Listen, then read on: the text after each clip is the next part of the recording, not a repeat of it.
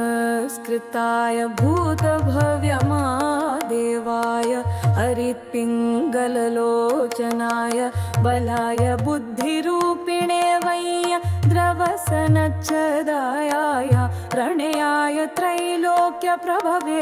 ईश्वराय हराय हरितनेत्राय युगान्कराय नलाय गणेशाय लोकपालाय महाभुजाय महाहस्ताय शूलिने महादंष्ट्रिणे कालाय महेश्वराय वियाय कालरूपिणे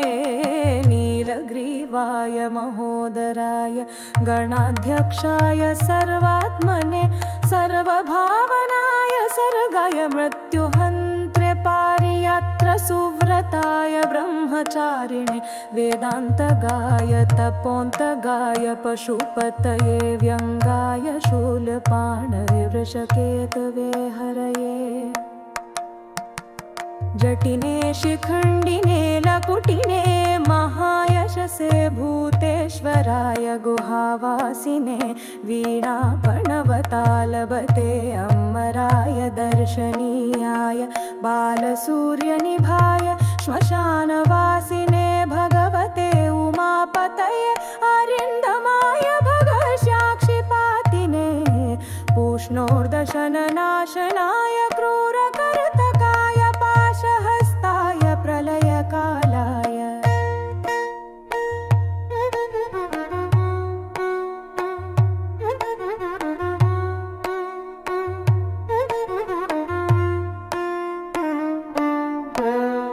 उल्कामुखाय अग्निकेतवे मुनये दीप्ताय विशाम्पते उन्नयते जनकाय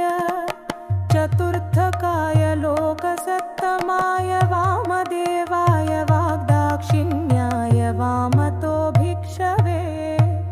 भिक्षुरूपिणे जटिने स्वयं जटिलाय शक्रहस्तप्रतिस्तम्भकाय वसूनास्तम्भाय क्रतवे क्रतुकराय कालाय मेधाविने मधुकराय चलाय वानस्पत्याय वाजसनेति समाश्रम पूजिताय जगद्धात्रे जगत्कर्त्रे पुरुषाय शाश्वताय ध्रुवाय धर्माध्यक्षाय त्रिवर्त्मने